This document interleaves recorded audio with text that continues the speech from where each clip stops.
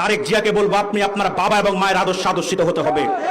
আপনার পাশে ভণ্ড লামাযহাবীদের দালালগুলা ঘুরঘুর করতে চাইবে, আপনার সাথে ঘেঁষতে চাইবে না, আপনি তাদেরকে জায়গা দিতে পারবেন না। মনে রাখবেন, এই দেশের সকল ঘরানার সুন্নি পীর মাশায়েখদের মৌন এবং পরোক্ষ সমর্থনে আপনি প্রধানমন্ত্রী হচ্ছেন।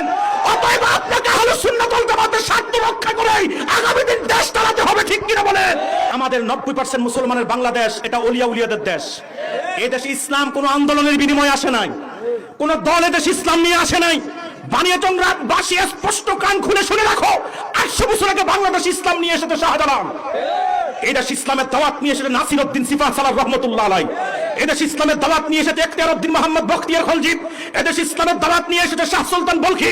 এদেশ ইসলামের দাওয়াত নিয়ে এসেছে শাহ কারামত আলী জনপুরি, ফুরফুরের আবু বকর সিদ্দিক, সারসিনার নেসার উদ্দিন রহমতুল্লাহ বাংলাদেশে, সোনাকান্দার আব্দুর রহমান হানাফি আর ফুলতলি সাহেব কেবলার বাংলাদেশে।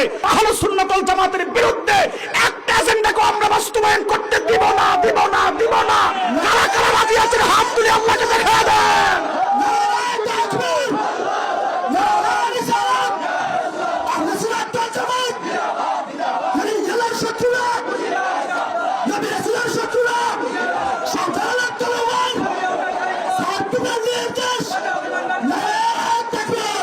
তবে আশা করি বর্তমান যারা সরকারে আসছেন তারা নাস্তিকদের দ্বারা পরিচিত হবে না, লামাযহাবীদের দ্বারা পরিচিত হবে না, কারণ তাদের সাথে আল্লাহর ওলিদের সাথে ভালোবাসা আছে, আল্লাহর ওলিদের দোয়া তাদের প্রতি আছে।